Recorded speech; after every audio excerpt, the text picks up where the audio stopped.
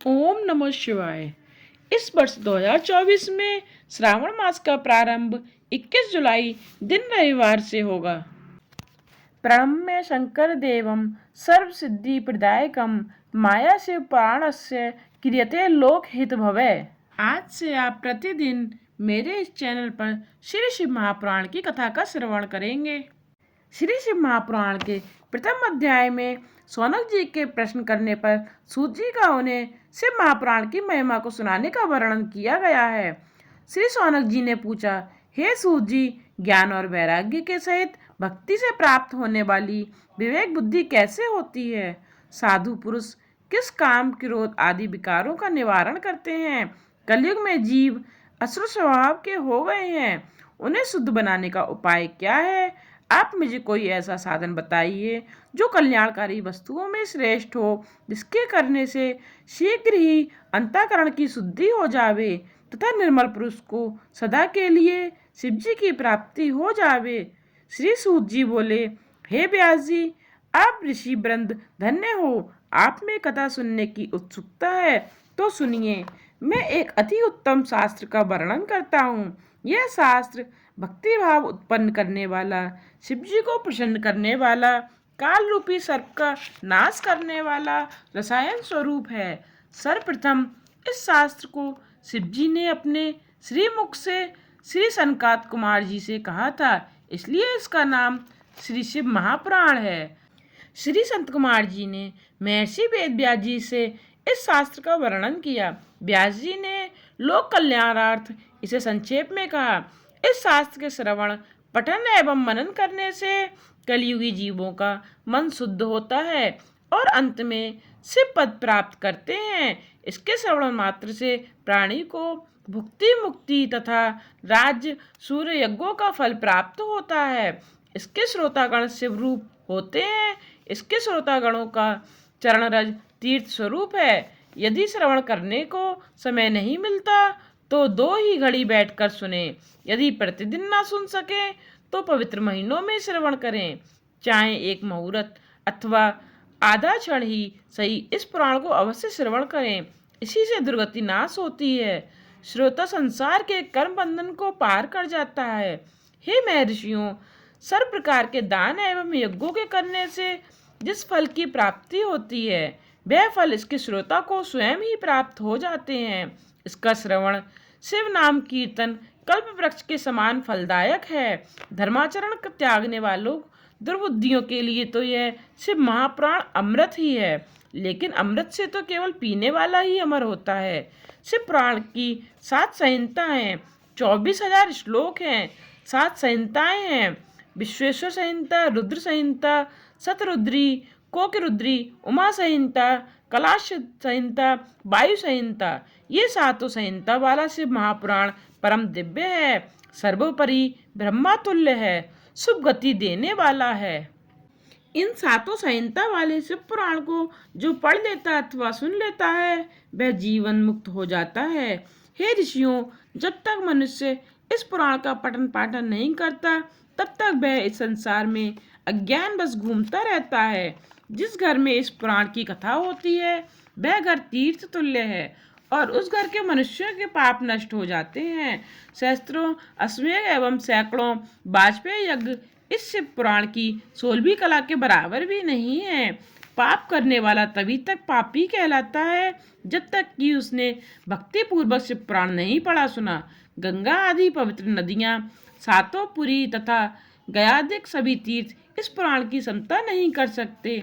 यदि मनुष्य परम गति चाहे तो शिव पुराण का एक ही श्लोक प्रेम पूर्वक अपने मुख से नित्य प्रति पढ़कर जीवन मुक्त हो सकता है। शिव पुराण का अर्थ समझकर जो मनुष्य इसे पढ़ता सुनता है, वह निश्चय ही पुण्यात्मा है। अंत समय में जो इसका श्रवण करता है, उसे शिव जी अपना पद देते हैं। इस शिव पुराण का जो प्रतिदिन श्रद्धा पूर्वक पूजन करता है, वह इस लोक के उत्तम सुखों को भोग कर अंत में शिव पद प्राप्त करता है। इस शिव पुराण का रेशमी वस्त्र से सत्कार करें तो वह सदा सुखी रहता है। शिव पुराण शिव जी को सर्वाधिक प्रिय है। यह धर्म, अर्थ, काम, मोक्ष को देने वाला है। आत्मवेदता पुरुष को इस पुराण का सदा सेवन करना चाहिए। यह सर्वश्रेष्ठ तीनों तापों को हरने वाला, ब्रह्मा विष्णु आदि देवताओं को प्राण प्रिय, संतों का पूज्य है। इसलिए मैं श्रद्धा भक्ति पूर्वक इस पुराण की वंदना करता हूँ, जिसमें शिव जी प्रसन्न होकर मुझे अपने चरणों में स्थान दें। इससे आगे शिव पुराण के श्रवण से विप्रदेव राज को शिवलोक की प्राप्ति का वर्णन है। शौनक जी बोले, हे सूत जी, आप धन्य हैं। आपने हमें वह अद्भुत कथा सुनाई है जो पापों का नाश करने वाली, मन को पवित्र करने वाली और भगवान शिव को प्रसन्न करने वाली है।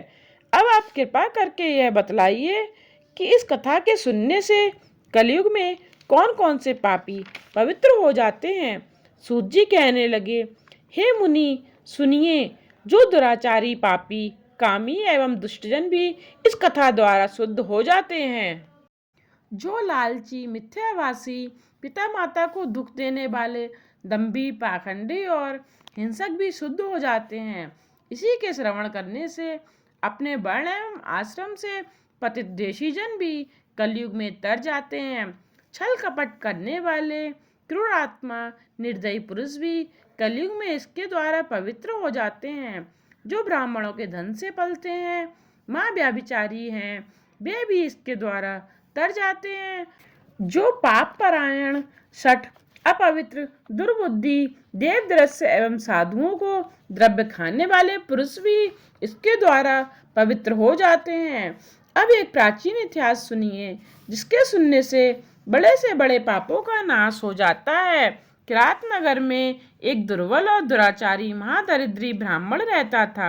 वह देव आराधना एवं धर्म से विमुख था। वह संध्या तो क्या, स्नान भी नहीं करता था। उसका नाम देवराज था। उसने अधर्म द्वारा बहुत सा धन एकत्रित किया और धर्म में एक कौड़ी भी नहीं लगाई। वह एक समय स्नान करने तालाब पर गया। वहां पर शोभावती नाम की वेश्या को देखकर व्याकुल हो गया। वह सुंदरी भी एक धनी ब्राह्मण को अपने ऊपर आसक्त देखकर प्रसन्न हो गई और बातचीत होने पर उन दोनों में प्रेम हो गया। वे दोनों अपने आप को आपस में स्त्री पुरुष मानकर कामासक्त हो बहुत काल तक विहार करने लगे। ब्राह्मण उस वेश्या के साथ ही बैठना, खाना पीना एवं शयन क्रिया आदि करता। उस ब्राह्मण को माता पिता एवं पत्नी ने बार बार रोका, परंतु उसने उनकी भी एक न मानी। उस नीच ने ईर्ष्यावश एक रात्रि को सोए हुए माता पिता एवं पत्नी को मार डाला और उनका धन हर लिया और उस कामासक्त वेश्या को दे दिया। वह पापी देव योगबल से प्रस्थनापुर में आया। वहां उसने शिवालय देखा, जिसमें बहुत से साधुजन एकत्रित थे। वहां वह बीमार पड़ गया। इस अवस्था में उसने ब्राह्मण के मुख द्वारा शिव संबंधी कथा श्रवण की। 1 मास के अंतर देवराज मर गया। तब यमदूत से पकड़कर यमपुर ले गए। उसी समय शरीर पर भस्म लगाए, रुद्राक्ष धारण किए, त्रिशूल उठाए, रुद्रगण क्रोध में भरकर शिवलोक से चलकर यमपुरी पहुंचे और यमदूतों को भगाकर देवराज को छुड़ा लिया। फिर उसे परम अद्भुत विमान पर चढ़ाकर वे जबकि कैलाश को जा ही रहे थे कि यमपुरी में महाकोलाहल हुआ, जिसे सुनकर धर्मराज जी भी अपने महल से बाहर आ गए। वहां साक्षात शिव जी के समान 4 दूतों को देखा। तब धर्मराज जी ने उनकी विधि पूर्वक पूजा की। ज्ञान चक्षुओं के द्वारा धर्मराज सब कुछ जान गए। इस प्रकार पूजा एवं स्तुति कराकर शिवगढ़ कैलाश पर जा पहुंचे। वहां पार्वती जी के सहित दयासागर शिव जी को उसे आकर अर्पित कर दिया। इससे आगे की कथा में चंचुला का पाप से भय एवं संसार से वैराग्य का वर्णन किया गया है। सौनक जी ने कहा, हे प्रभु, आप बुद्धिमान हो, भाग्यशाली एवं सर्वत्र हो। आपकी कृपा से मैं भी बार बार कृतार्थ हूँ, क्योंकि इस इतिहास को सुनकर मेरा मन अत्यंत प्रसन्न हुआ है। अतः अब आप मुझ पर कृपा करके प्रेम वर्धिनी और मोक्षदायिनी शिव कथा भी सविस्तार से कहिए। श्री शिव जी बोले, हे शौनक, तुम शिव भक्त और वेद ज्ञाता हो, इसलिए मैं तुम्हें उस गुप्त कथा को भी सुनाता हूँ। सुनो। समुद्र के निकट एक वाशकल नाम का ग्राम था। वहाँ वैदिक धर्म को त्याग कर महापापी जन निवास किया करते थे। वे बड़े दुष्ट थे, जिनकी आत्मा दुर्विषयी थी, शस्त्रधारी, पर स्त्री भोगी, खल कपटी, खेती करने वाले थे। ज्ञान, वैराग्य एवं सद्धर्म तो जानते ही ना थे। उनकी सबकी स्त्रियां भी स्वेच्छाचारिणी, कुटिला, पापपरायण, दुर्बुद्धि, व्यभिचारिणी थी। इस प्रकार दुर्जनों से पूर्ण उस बाष्फल ग्राम में एक बिंदुक नामक अधम ब्राह्मण भी रहता था। वह दुरात्मा और महापापी था। वह सुधर्मी चंचुला नाम की एक अपनी पत्नी को त्याग कर वैश्यागामी हो गया। इसी प्रकार उसे कुकर्म करते करते बहुत समय व्यतीत हो गया। उसकी पत्नी चंचुला नाम पीड़ित होकर पहले तो अपने धर्म के भय से क्लेश सहती रही, परंतु जब वह युवती हो गई तो काम पीड़ा न सह सकने के कारण उसने भी अपना धर्म त्याग दिया और व्यभिचारिणी हो गई। एक बार बिंदु ने काम पीड़ित अपनी पत्नी को किसी अन्य पुरुष के साथ देख लिया। तब तो वह क्रोध में भरकर उस पर बड़े वेग से दौड़ा।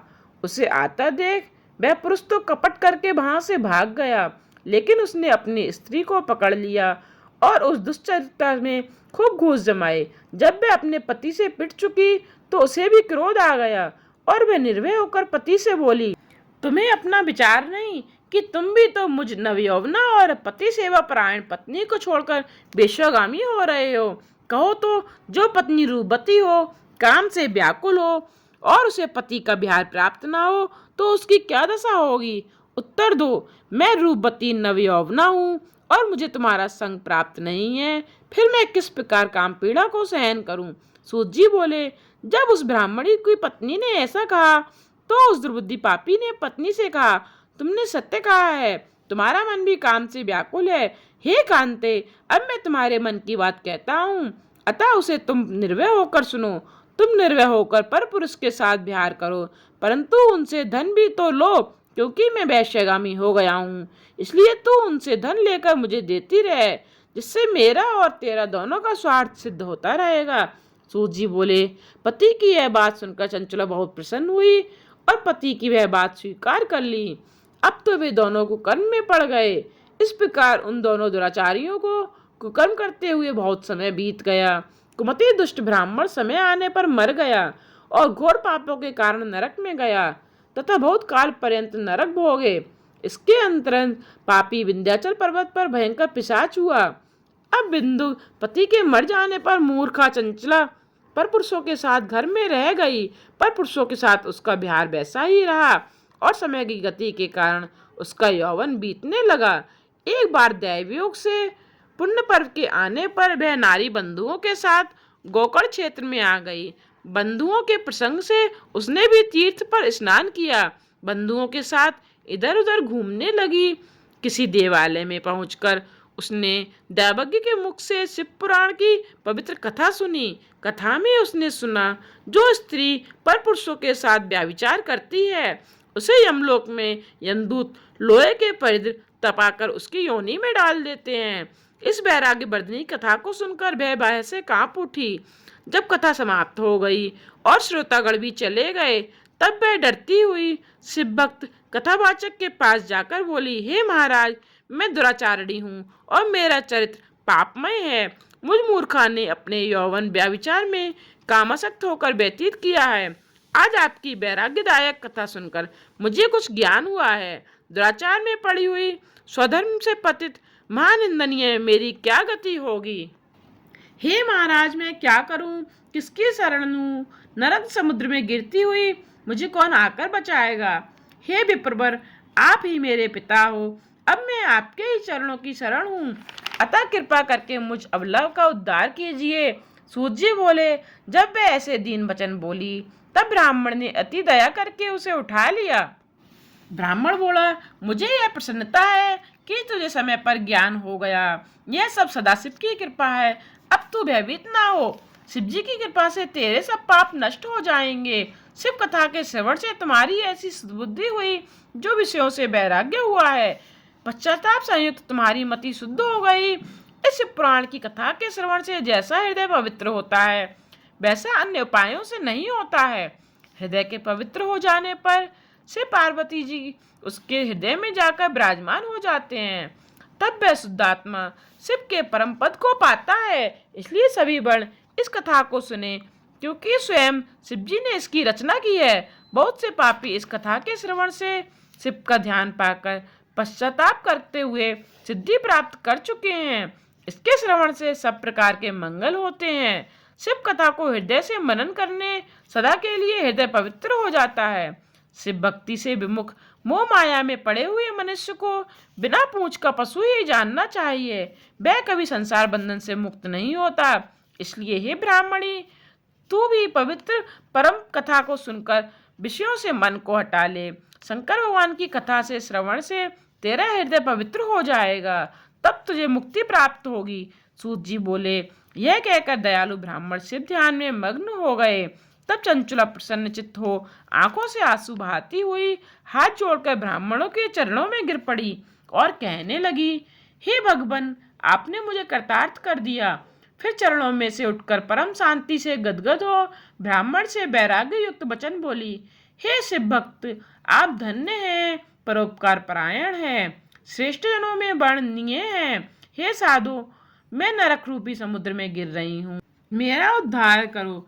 शिव पुराण की कथा अत्युक्त सुनकर मैं विषय से विरक्त हो गई हूँ। अब मुझे इस पुराण के सुनने की बड़ी इच्छा है। सूत जी बोले। शिव पुराण सुनने की इच्छा से वह ब्राह्मणी वहीं द्विजवर की सेवा में रहने लगी। वह उनकी कृपा पाकर हाथ जोड़े सदैव उपस्थित रहती थी। उसकी रुचि देखकर पंडित जी उसे शिव पुराण की कथा सुनाने लगे।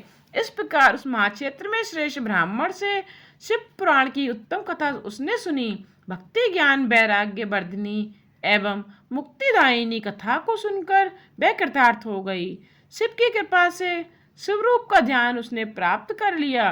वह नित्य प्रति तीर्थ जल में स्नान करती, जटा तथा बलकल धारण कर लिए थे, सारे अंगों पर भस्म रमाए रहती थी, रुद्राक्ष पहनती थी। वाणी का संयम एवं थोड़ा आहार करके गुरु उपदेश के द्वारा शिवा नाम का जप करते हुए उसने शिव को प्रसन्न कर लिया। इस प्रकार शिव जी का ध्यान रखते हुए चंचुला ने बहुत सा काल व्यतीत किया। समय के पूरा होने पर भक्ति ज्ञान वैराग्य से युक्त इसने बिना ही कष्ट के देह छोड़ दिया। तब शिवगणों से संयुक्त एक शोभायमान दिव्य विमान स्वयं शिव ने वहां भेजा। शिवगणों ने इसे तुरंत विमान पर चढ़ा लिया और उस दिव्य अंगों वाली दिव्य भूषण पहने स्त्री ने शिवपुरी में त्रिलोचन महादेव जी का दर्शन किया। शिव करोड़ों सूर्य के समान प्रभा वाले थे। गणेश, रंगी, नंदीश्वर, वीरभद्र आदि जिनकी उपासना कर रहे थे, वे महादेव नीलकंठ, पंचमुख, त्रिलोचन, चंद्रशेखर रूप से दर्शन दे रहे थे, जिनके वामांग में विद्युत के समान गौराजी विराजमान थी। कपूर के समान गौर सर्व अलंकार विभूषित श्वेत भस्म रमाए श्वेत वस्त्रधारी गौरी शंकर का दर्शन कर चंचुला परम प्रसन्न होकर बार बार प्रणाम करने लगी। श्री पार्वती जी ने तो उस चंचला को दिव्य रूप देकर अपनी सखी बना लिया। वह परम सुखी हो गई। उस ज्योति स्वरूप सनातन लोक में उसने निवास प्राप्त किया। सौनक जी बोले, हे श्री सूत जी, आप धन्य हो, आपने हमें अद्भुत कथा सुनाई है। अब कृपा करिए और बतलाइए कि चंचला ने सदगति पाकर क्या किया और उसके पति का क्या हुआ। श्री सूत जी बोले, चंचला एक दिन पार्वती जी के पास जाकर हाथ जोड़कर स्तुति करने लगी। हे पार्वती जी, आप स्कंद माता हो, सब सुखों को देने वाली हो। आप प्रकृति सूक्ष्म सचिदानंद रूपा सर्वगुण ब्रह्मा आदि देवों में श्रेष्ठ हो। सृष्टि स्थिति प्रवण कारिणी त्रिसुरा लया हो। तीनों देवों की परम प्रतिष्ठा करने वाली हो। चंचला इस प्रकार पार्वती जी की स्तुति कर प्रेमाश्रु बहाती हुई नतमस्तक होकर मौन हो गई। तब भक्तवत्सला शंकर प्रिया पार्वती जी ने प्रसन्न होकर चंचुला से कहा, सखी चंचुले, मैं तेरी स्तुति से बहुत प्रसन्न हूँ। तुम वर मांगो, मेरे पास तुम्हारे लिए कुछ भी अदेय नहीं। तब चंचुला मस्तक झुकाते हुए बोली, मुझे अपने पति का कुछ हाल मालूम नहीं कि अब कहाँ है, सो मुझे उससे युक्त करने की कृपा करें। हे दीन बत्सले महादेवी, वह महापापी मुझसे पहले मरा है, सो न जाने किस गति को प्राप्त हुआ है। यह सुनकर पार्वती जी प्रसन्नता पूर्वक बोली, तेरी पति बिंदु वेश्यागामी महापापी मरकर नरक में गया है। अनेक वर्षों तक दुख भोग कर अब पाप से वह पापटी विंध्याचल पर्वत पर पिशाच हुआ है। वह वहाँ वायु भोजी अनेकों दुख भोग रहा है। सूत जी बोले, पार्वती के वचन सुनकर चंचला पति के दुख से बड़ी दुखी हुई कुछ धैर्य धरकर पार्वती जी को प्रणाम करके वह दुखी मन से बोली, हे देवी, कृपा कर दुष्ट पापी मेरे पति का भी उद्धार करो। किस प्रयत्न से उस पापी की सद्गति होगी, सो कृपा कर शीघ्र कहिए। सूत जी बोले, ऐसे वचन सुनकर श्री पार्वती ने चंचला से कहा, यदि तुम्हारा पति शिव पुराण की कथा सुने तो उसे अवश्य सद्गति प्राप्त हो जाएगी। गौरा जी के ऐसे वचन सुनकर चंचला बारंबार प्रणाम करने लगी और अपने पति के समस्त पापों को छुड़ाने के निमित्त एवं सद्गति प्राप्त कराने के हेतु शिव कथा कहने के लिए प्रार्थना करने लगी। जब चंचला ने इस प्रकार बारंबार प्रार्थना की तो कृपालु पार्वती को दया आ गई। तब उन्होंने शिव कीर्ति गायन करने वाले तुम्बरु गंधर्व को बुलाकर कहा, हे तुम्बरु, तुम मेरा वचन मानकर इस स्त्री के साथ शीघ्र ही विंध्याचल पर चले जाओ, इससे तुम्हारा कल्याण होगा। वहां पर एक भयंकर पिशाच रहता है। वह पूर्व जन्म में बिंदु नामक ब्राह्मण मेरी सखी का पति था। वह दुष्ट, वैश्यगामी, स्नान संध्या क्रिया आदि से हीन, अशुद्ध, क्रोधी, दुर्मुखी, व्यभिचारी और सज्जनों से द्वेष करने वाला था। उसने वैश्य संग में पड़कर सत्कर्मों का नाश कर दिया और धन के लोभ से अपनी पत्नी को भी वैश्य बनाकर जीवन पर्यंत दुराचार करता रहा। अंत में जब मरा तो यमपुर में उसे घोर नरक में डाला गया। जब पापी ने वहां बहुत सी यम यातनाएं भोगी और अब वह विंध्याचल पर्वत पर पिशाच होकर अपने पापों का फल भोग रहा है। इसलिए तुम वहां जाकर यत्न पूर्वक शिव पुराण की पाप विनाशिनी दिव्य कथा उससे आगे कहो, क्योंकि शिव पुराण की कथा के प्रभाव से वह शुद्ध होकर प्रेत भाव को त्याग देगा। सूत जी बोले, जब पार्वती जी ने इस प्रकार कहा तब चंचला तुम्बरू के साथ विमान पर चढ़कर विंध्याचल पर्वत पर पहुंची। वहां उसने बड़े विशाल शरीर और महाहनु वाले हंसते अथवा रोते हुए विकट आकार वाले एक पिशाच को देखा। उस भयंकर पिशाच को महाबली तुम्बरू नामक गंधर्व ने बलपूर्वक पकड़ रखा था और पासों से बांधा हुआ था। तब उसे शिव पुराण सुनाने के लिए महान उत्सव मनाया। उस उत्सव से यह प्रसिद्ध हो गया कि गौरी की आज्ञा से पिशाच को तारने के लिए तुम्बरू गंधर्व विंध्याचल पर शिव पुराण की कथा करेंगे। सब लोगों में महान कोलाहल होगा। कथा सुनने के लिए देव ऋषिगण वहां शीघ्र ही पहुंच गए। शिव पुराण सुनने के लिए वहां पर भारी समाज एकत्रित हो गया। सभी की कथा में बड़ी ही रुचि थी। पासों से बंधे हुए पिशाच को वहां बिठा दिया। तब तुम्बरू हाथ में बीड़ा लेकर शिव कथा कीर्तन करने लगा। पहली संहिता से लेकर 7वीं संहिता तक महात्म्य सहित उसने शिव पुराण की कथा सुनाई। तो समस्त श्रोतागण उन 7 संहिता वाले संपूर्ण शिव पुराण को सुनकर सब पापों से मुक्त हो गए और उस ब्राह्मण ने पिशाच शरीर त्याग कर दिव्य रूप प्राप्त किया। तब उसकी पत्नी को देखकर समस्त देव ऋषि विस्मित एवं आनंदित हुए और प्रसन्न होकर शिव यश गान करते हुए तीनों लोकों को चले गए। तत्पश्चात बिंदुक भी अपनी पत्नी सहित विमान पर बैठकर तुम्बरू के साथ शिव गुणगान करता हुआ शिवलोक को गया। तब भगवान शंकर ने पार्वती जी सहित उसका बड़ा आदर किया और उसे अपना गढ़ बना लिया। जो कोई इस पवित्र कथा को श्रद्धा पूर्वक सुनता है और कीर्तन करता है, वह इस लोक में सुख भोग कर अंत में मुक्ति को प्राप्त होता है। शौनकादि ऋषि बोले, हे सूत जी, आप परम सैवी हैं, इसलिए कृपा कर शिव पुराण के श्रवण की विधि भी कहिए, जिससे श्रोतागण संपूर्ण फल को प्राप्त कर सकें। श्री सूत जी बोले, हे शौनक जी, असंपूर्ण फल की प्राप्ति के लिए शिव पुराण के श्रवण की विधि सुनिए। प्रथम ज्योतिषी को बुलाकर पुराण की निर्विघ्न समाप्ति के हेतु शुभ मुहूर्त दिखवाएं। फिर उसके अनुसार देश देश में पत्र भेजें कि यहाँ शिव कथा होने वाली है, इसलिए स्वार्थी सज्जन शीघ्र पधारने का कष्ट करें। शिव तथा कीर्तन के प्रेमी सज्जनों को दूर दूर से भी आदर पूर्वक बुलाना चाहिए। शिवालय, तीर्थ, वन अथवा घर में ही शिव पुराण के श्रवण का उत्तम स्थल बनवाएं।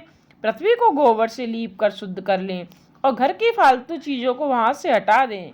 फिर केले के खंभों से एक कुछ ऊंचा शोभायमान मंडप बनाकर उसके चारों ओर वंदनबार, ध्वजा, पताका लगाकर फल फूलों से युक्त वितान लगावें और सुगंधित द्रव्यों का छिड़काव करें। यह सब काम श्रद्धा भक्ति पूर्वक करके वेदी पर शंकर भगवान का दिव्य आसन लगावें और वक्ता को भी सुंदर एवं सुखदायक आसन प्रदान करें। श्रोताओं के बैठने के लिए भी उत्तम प्रबंध करें। विवाह उत्सव की भांति ही इस कार्य में भी संलग्न हो जाएं और अन्य लौकिक चिंताओं को त्याग दें। उत्तर की ओर मुख करके वक्ता और पूरब की ओर मुख करके मुख्य श्रोता को बैठना चाहिए। वक्ता की ओर श्रोताओं का मुख होना चाहिए। जब पौराणिक ब्राह्मण व्यास आसन पर बैठे हों तो कथा प्रसंग की समाप्ति तक किसी के आगे नमस्कार ना करें, क्योंकि वह बालक, युवा, वृद्ध, दरिद्री अथवा दुर्बल, पुराणज्ञ, पुरात्माओं से सदा वंदनीय है। जन्म से एवं गुण से तो कई गुरु होते हैं, परंतु गुण ज्ञाता परम गुरु हैं। पुराणज्ञ से बढ़कर और कौन गुरु हो सकता है, जो करोड़ों जन्मों में कष्ट उठाते हुए मनुष्यों को मुक्ति दिलाता है। परंतु वक्ता भी शुद्ध, चतुर, शांत, साधु एवं दयालु होना चाहिए, क्योंकि ऐसा वक्ता ही इस पद के योग्य है। वक्ता को चाहिए कि सूर्योदय से लेकर 3:30 पहर तक इस महापुराण की कथा को कहे, तथा कीर्तन करने वालों को उचित है कि वह मलमूत्र त्यागने के लिए मध्याह्न में 2 घड़ी पर्यंत कथा विश्राम करे। वक्ता को कथा प्रारंभ से एक दिन पूर्व क्षौर कर्म कर लेना चाहिए और सारे नित्य कर्म भी संक्षेप में करते रहना चाहिए। वक्ता की सहायता के लिए एक संशय छेदन करता विद्वान भी वक्ता के पास बैठना चाहिए। कथा निर्विघ्न समाप्त हो, इसलिए प्रथम नित्य ही विघ्न विनाशक गणेश जी की पूजन करें, फिर कथावाचक तथा पुस्तक की पूजा करें। तदंतर श्रोता को श्रद्धा भक्ति सहित एकाग्र चित्र होकर आनंद पूर्वक शिव महापुराण की कथा का श्रवण करनी चाहिए। अनेक कर्मों में भ्रांत चित्त, काम, क्रोध आदि 6 विकारों से युक्त व्याभिचारी, पाखंडी ऐसे वक्ता एवं श्रोता पुण्य के भागी नहीं होते। सांसारिक चिंता, धन, गृह, पुत्र आदि की चिंता को त्याग कर पवित्र मन से कथा में चित्त लगाने वाला ही उत्तम फल पाता है। श्रद्धा भक्ति से युक्त अन्य कार्यों में लालसा से रहित, वाणी रोकने वाला शुद्ध श्रोता ही पुण्य का भागी होता है। जो नराधर्म भक्तिहीन इस कथा को सुनते हैं उन्हें कोई फल नहीं मिलता और वे जन्म जन्म के दुख पाते हैं। जो पुराण की पूजा यथाशक्ति भेंटों के द्वारा ना करके इस कथा को सुनते हैं वे मूर्ख, दरिद्री एवं अपवित्र होते हैं। जो मनुष्य कथा होते समय उठकर अन्यत्र चले जाते हैं, भोगांतर में उनकी दारादि संपत्ति नष्ट हो जाती है। जो पान चबाते हुए इस कथा को सुनते हैं उन्हें नरक में यमदूत उनकी विष्ठा उन्हें ही खिलाते हैं। जो इस कथा को ऊंचे आसन पर बैठकर सुनते हैं वे नरक यातनाएं होकर कौवे बनते हैं, और जो वीर आदि कुछ आसन पर आदि बैठकर कथा को सुनते हैं वे नरक भोगकर विष वृक्ष होते हैं। जो वक्ता को प्रणाम किए बिना कथा में बैठते हैं वे सब नरक भोगकर अर्जुन के वृक्ष बनते हैं। जो निरोगी होते हुए भी लेटकर कथा सुनते हैं वे नरकों को भोगने के बाद अजगर आदि बनते हैं। जो वक्ता के बराबर आसन पर बैठकर कथा सुनते हैं उन्हें नरक में गुरुशैया पर चढ़ने का पाप भोगना पड़ता है। पैर बांधकर कथा सुनने वाले मनुष्य के पुत्र पापी एवं कुल में कलंकी होते हैं। जो वक्ता की तथा इस पवित्र कथा की निंदा करते हैं वे नरक भोगकर 100 बार कुत्ते की योनि पाते हैं। जो कथा के समय बुरे वचन निकालते हैं वे नरक भोगकर गधे की योनि पाते हैं। जो इस पवित्र कथा को कभी नहीं सुनते वे नरक भोगकर जंगली शूकर बनते हैं। जो दुष्ट कथा कीर्तन में बाधा डालते हैं वे करोड़ों वर्ष तक नरक भोगने के बाद ग्राम शूकर बनते हैं। ऐसा विचार कर श्रोता वक्ता दोनों को सदाचार करते हुए भक्ति पूर्वक प्रसन्न चित्त एवं शुद्ध भाव से कथा कहानी सुननी चाहिए। नित्य कर्म करने जो संक्षेप में प्रायः प्रचित भी करें, नवग्रह पूजन तथा सर्प पूजन भी करें एवं नित्य प्रति विधिवत शिव पूजन और पुस्तक का भी पूजन करना चाहिए। इसके बाद श्रद्धा भक्ति सहित हाथ जोड़कर विनीत भाव से पुस्तक को शिव रूप समझकर इस प्रकार स्तुति करें। हे शिव पुराण देव, आप साक्षात महेश्वर हो, प्रत्यक्ष हो, श्रवणों के लिए सुखदायक हो, अतः आप मुझ पर प्रसन्न हो। वो मेरा यह संपूर्ण कथा श्रवण करने का मनोरथ आपको ही सफल करना है। हे शिव, मैं आपका दास हूँ और भवसागर में विमान हूँ, कर्म रूप ग्राहों से पकड़ा गया दीन हूँ, अतः मेरा उद्धार करो। इस प्रकार शिव पुराण को साक्षात शिव जानकर स्तुति करें, व्यास जी की पूजा करें। शिव पूजन की भांति ही पुष्प, वस्त्र, आभूषण, धूप, दीप, नैवेद्य से वक्ता का भी पूजन करें। फिर हाथ जोड़कर वक्ता से निवेदन करें कि हे भगवान, आप शिव शास्त्र विशारद श्री व्यास रूप हो, अतः आप शिव कथा के प्रकाश से मेरे अज्ञान रूपी अंधकार को नष्ट कीजिए। शिव पंचाण मंत्र के लिए 5 ब्राह्मणों का वर्ण करें, जो कि शिव पंचाक्षर मंत्र को भक्ति सहित जपते रहें। हे शौनक, यह मैंने कथा के श्रवण की विधि, श्रोता वक्ता आदि भक्तों के लक्षणों सहित वर्णन की है। अब तुम क्या सुनना चाहते हो? शौनक बोले, हे सूत जी, आपने यह परम पवित्र और अद्भुत कथा तो सुना दी। अब आप कृपा करके लोक के कल्याणार्थ शिव पुराण के श्रोताओं के नियम सुनाइए।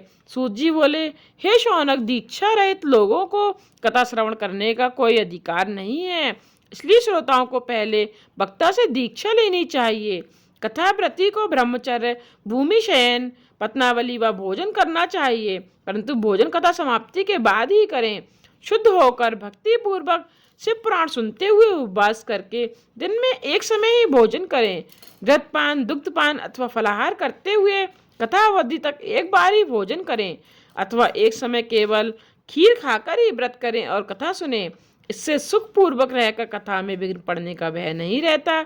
गरिष्ठ दालें, जल, अन्न, निष्पाप मसूर की दाल, बासी अन्न, ये चीजें खाना इस कथा के सुनने वाले के लिए वर्जित है। प्याज, लहसुन, हींग, गाजर, नशीली वस्तुएं एवं मांस चीजें आदि खाना निषेध है। बैगन, कलिंद, पिचंड, मूली, पेठा, नालिका, शाक, भुना मूल, इन्हें कथाव्रती कदापि सेवन ना करे। काम आदि विकार, ब्राह्मणों की निंदा एवं संतजनों की निंदा आदि ना करे। श्रोता रजस्वला स्त्री को ना देखे, स्त्री श्रोता कथा अवधि तथा पति संगम ना करे। ब्राह्मण द्रोही एवं वेद विरोधी से श्रोता वार्तालाप ना करे। सत्य, शुद्धता, दया, मौन, साधुता, विनय, उदार चित्त आदि गुण श्रोता में होने चाहिए। श्रोता निष्काम हो अथवा सकाम हो, नियम से कथा सुने। इसमें सकाम को कामना सिद्धि और निष्काम को मुक्ति प्राप्त होती है। दरिद्र, रोगी, पापी, निर्भोगी और निसंतान पुरुष इस कथा का श्रवण करे। 7 प्रकार की कांत, बंध्या, दुष्ट स्त्रियां एवं जिनका गर्भ स्थान होता है, यह उत्तम कथा सुने। इस पुराण कथा के दिन कोटि यज्ञ के समान अति उत्तम मानने चाहिए। उस उत्तम दिनों में यह अल्प वस्तु भी विधि से दान दी जाए तो उसका अक्षय फल प्राप्त होता है। इस प्रकार व्रत बुद्धि पूरी करके कथा सुनकर परम आनंद युक्त उद्यापन भी करे। इसके उद्यापन धनी लोगों को 14 के दिन करना चाहिए, गरीब भक्तों को उद्यापन का आग्रह नहीं, क्योंकि शिव जी के निष्काम भक्त हैं, वे श्रवण से ही पवित्र हो जाते हैं। इस प्रकार पारायण के या गोत्सव की समाप्ति होते पर श्रोताओं को भक्ति पूर्वक शिव पूजन करना चाहिए। शिव पूजन की भांति ही पुस्तक का भी पूजन करें। इसके बाद उसी प्रकार वक्ता का भी पूजन करें। पुस्तक आच्छादन के लिए नवीन वस्त्र एवं बांधने के लिए रेशमी डोरी दें, जो पुराण के लिए संपन्न होते हैं। वक्ता को बहुमूल्य वस्तुएं, अनेकों प्रकार के वस्त्र, आभूषण और दिव्य पात्र देने चाहिए। जो लोग पुस्तक के आसन के लिए कंबल, अजिन रेशमी वस्त्र, चौकी, पाट आदि देते हैं, वे स्वर्ग में पहुंचकर मनोइच्छित भोगों को भोग कर एक कल्प ब्रह्मलोक में निवास करके फिर शिवलोक में जाते हैं। इस प्रकार वक्ता का पूजन करके सहायक पंडित का भी वक्ता से कुछ कम धन द्वारा पूजन करें। फिर आए हुए ब्राह्मणों को धन दान आदि से सत्कार करें और गायन बाजे नृत्य आदि से आनंद उत्सव मनावे। श्रोता यदि व्रत हो तो दूसरे दिन जो शिव ने श्री रामचंद्र जी की प्रीत कही है उस गीता का पाठ करें। श्रोता यदि गृहस्थी है तो कर्म की शांति के लिए शुद्ध हवि के द्वारा हवन करें। रुद्र संहिता के प्रति श्लोक में अथवा तन्मयति से, गायत्री मंत्र से किंबा पुराण के तत्व अथवा मल मंत्र से होम करें। न्यूनाधिक दोषों की शांति के लिए भक्ति पूर्वक शिव सहस्त्र नाम का पाठ करें। इससे सब सफल है, इनमें संदेह नहीं। 11 ब्राह्मणों को मधु तथा खीर से भोजन करावे और दक्षिणा देवें। शक्ति होने पर 3 फल जितने सोने के सुंदर सिंह बनवाकर शिव संतुष्टि के लिए दान करें। इसी दान के प्रभाव से एवं पुराण दान के प्रभाव से शिव जी के अनुग्रह से मनुष्य भव बंधनों से मुक्त हो जाता है। हे शौनिका जी, यह मैंने आपको शिव महापुराण का महात्म्य विधि सहित सुनाया है। अब आपकी क्या सुनने की इच्छा है? शिव पुराण सब पुराणों में शिरोमणि है। जो प्राणी इस जगत में सदा शिव का ध्यान करते हैं और उनकी वाणी में शिवगणों की स्तुति करती रहती है, वे इस अपार भवसागर से सहज ही तर जाते हैं। आज से नित्य प्रति मेरे इस चैनल पर प्रातःकाल में 5:30 बजे से 6 बजे तक शिव महापुराण की कथा अपलोड की जाएगी। आगे की कथा सुनने के लिए मेरे चैनल को सब्सक्राइब करके बेल आइकन पर प्रेस करके ऑल पर क्लिक करना ना भूलिएगा, जिससे आने वाली वीडियोज़ के नोटिफिकेशन आप तक पहुंचते रहें।